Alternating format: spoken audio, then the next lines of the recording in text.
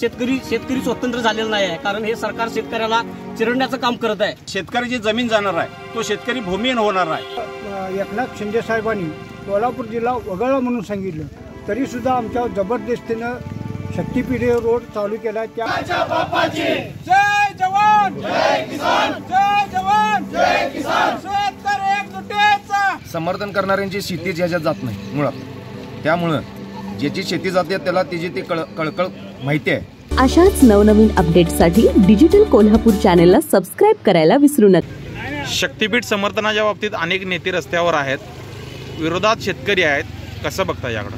शेतकऱ्याचे समर्थन म्हणजे शक्तीपीठाचं जे समर्थन करतात त्यांची कोणत्याही प्रकारची एक गुंठा देखील जमीन जात नाही। ते फक्त आपल्याला स्वतःला महत्त्व यावं, राजकीयदृष्ट्या आपली कुठेतरी पोळी बाजून घेण्यासाठी ते आपले शक्तीपीठाला मान्यता देत आहेत। आणि शक्तीपीठामध्ये ज्याची जमीन जाते तो सामान्य शेतकरी आहे, आणि ज्या शेतकऱ्याची जमीन जाणार आहे तो शेतकरी भूमिहीन होणार आहे। भूमिहीनांना कमीत कमी 99 आर जमीन देणं हे कायदेशीररित्या राज्यघटनेच्या मध्ये तरतूद आहे। त्यामुळे ज्यांची जमीन जाणार आहे, जे भूमिहीन होणार आहेत, त्यांना शासनानं पुन्हा 2.5 एकर जमीन द्यावी अशी मी या वतीनं मागणी करतो। आणि हा शक्तीपीठाला आमचा पूर्णतः विरोध आहे आणि हे विरोध राहणार, काही झालं तर शक्तीपीठ होऊ देणार नाही अशी मी मत व्यक्त करतो। भारत हा कृषीप्रधान देश आहे असं म्हटलं जातं, पण आता तर जसं म्हणजे भारत जसा स्वतंत्र झाला पण तसा शेतकरी स्वतंत्र झालेला नाही आहे, कारण हे सरकार शेतकऱ्याला चिरडण्याचं काम करत आहे। आणि कोणत्याही परिस्थितीत हा शक्तीपीठ महामार्ग आम्ही होऊ देणार नाही हे सांगण्यासाठी आम्ही मुख्यमंत्र्यांना या आमच्या सिटीमध्ये आम्ही आमचा झेंडा उभा केलेला आहे। एका बाजूला तुमचा विरोध आहे, मात्र दुसऱ्या बाजूला शक्तीपीठसाठी राज्य सरकारनं पैसे मंजूर केल्यात, कसं बघताय? पैसे जरी मंजूर केले असते तर पण त्यांना शेतकऱ्यांनी अजून त्या जमिनीमध्ये उतरू दिलं नाही। कुठेही या महाराष्ट्रामध्ये त्यांना संयुक्त मोजणी होऊ दिलेली नाही आहे। त्यामुळे सरकार कितीही जरी काय करतो जरी म्हटलं तरी आम्ही त्यांना कितीही जबरदस्ती जरी केली तरी आम्ही त्यांना शक्तीपीठ महामार्गाची मोजणी होऊ देणार नाही किंवा शक्तीपीठ महामार्ग होऊ देणार नाही। शक्तीपीठचा अनेक वर्षे अनेक महिने झाले, मुख्यमंत्री आमचं ऐकत नाही।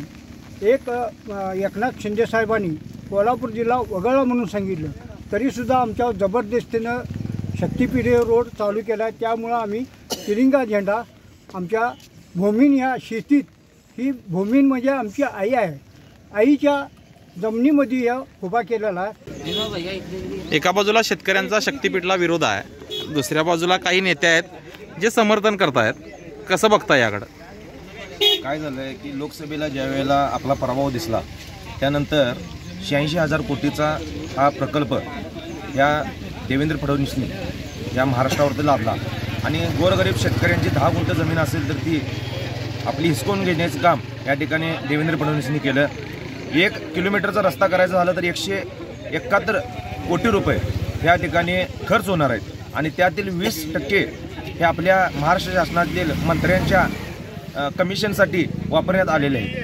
त्यामुळेच हा विधानसभेतील घोळ लक्षात येता पैसे वाटप करून या ठिकाणी देवेंद्र फडणवीसने आपली सत्ता स्थापन केलेली आहे। समर्थन करणाऱ्या नेत्यांना काय सांगाल? एका बाजूला शेतकरी विरोध करतायत मात्र नेते समर्थन करतायत, काय सांगाल? समर्थन करणाऱ्यांची शेती ह्याच्यात जात नाही मुळात, त्यामुळं ज्याची शेती जाते त्याला त्याची ती कळकळ माहिती आहे।